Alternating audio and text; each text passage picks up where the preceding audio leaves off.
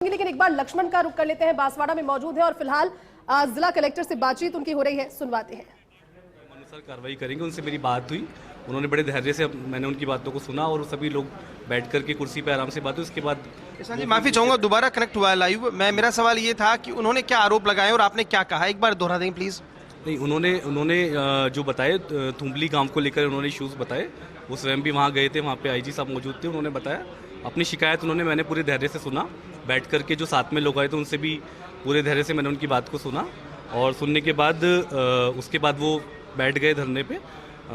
मैंने उनसे अपनी बात, मेरी बात नहीं सुनी उन्होंने अपनी बात कही, मैंने उसको सुन के मैं यही कहूँगा कि बिल्कुल धैर्य हम इसका परीक्षण करके और बिल्कुल निर्वाचन आयोग के निर्देशानुसार ही जो गाइडलाइन है उसके हिसाब से बिल्कुल निष्पक्ष कार्रवाई इसमें करेंगे। पुलिस अधिकारी चोटिल हुआ है, अब तक वो बात भी आई होगी, क्या निकल कर आया है, किसने मारपीट की, क्या कुछ अभी तक प्रथम दृष्टया कुछ पता चल पाया है? नहीं, पुलिस से बिल्कुल बात करके और उसके अंदर जो भी अगर कोई जो मारपीट है उसमें निष्पक्ष कार्रवाई कराएंगे। जिला निर्वाचन अधिकारी के नाते अब क्या अपील आप करना चाहेंगे जिलेवासियों से, खासतौर पर जो मतदाता आप जा रहे हैं, क्योंकि आप जानते हैं 6 बजे तक पोलिंग बंद हो जाए, क्या कहना चाहेंगे? शांतिपूर्ण मतदान निश्चित तौर पर। मैं यही कहना चाहूँगा कि वेबकास्टिंग के माध्यम से, कैमरे के माध्यम से हर बूथ पे हमारी नज़र है और अभी मैं थुम्बली में भी अभी पोलिंग चल रही है, वो भी हम लाइव देख रहे हैं।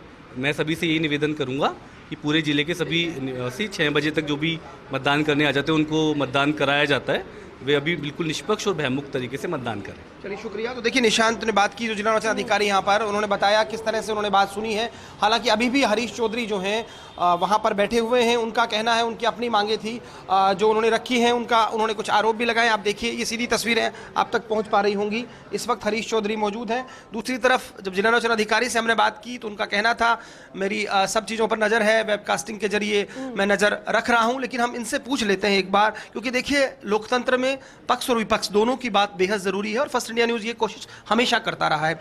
हरीश जी, यहाँ बैठना पड़ा है, जिला निर्वाचन अधिकारी कह रहे हैं कि हमने बात सुनी है, हम वेबकास्टिंग के जरिए चीज़ों को मॉनिटर करा रहे हैं, आपको यहाँ बैठना पड़ा। देखिए अब यहाँ बैठेंगे तो चुनाव है, कुछ लोग मतदान करने से भी वंचित होंगे मुझे लगता है, तो क्या आपकी मांग है? ये जिला निर्वाचन अधिकारी महोदय को वेबकास्टिंग के माध्यम से या सीसीटीवी के अंदर घटनाक्रम हो रही, पूरी दुनिया ने देखा कि किस तरह से, किस खौफ, मारपीट और आईजी की मौजूदगी के अंदर मेरे पर हमला होना और सीआई का लहूलुहान होना, वो सब देख रहे हैं कि निष्पक्ष चुनाव हो रहा है क्या?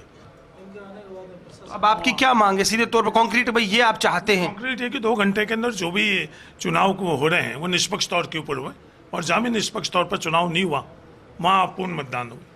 तो कुछ और जगह भी है इसके अलावा? बहुत जगह हम लोगों के चीफ इलेक्शन एजेंट के साथ मारपीट होती है।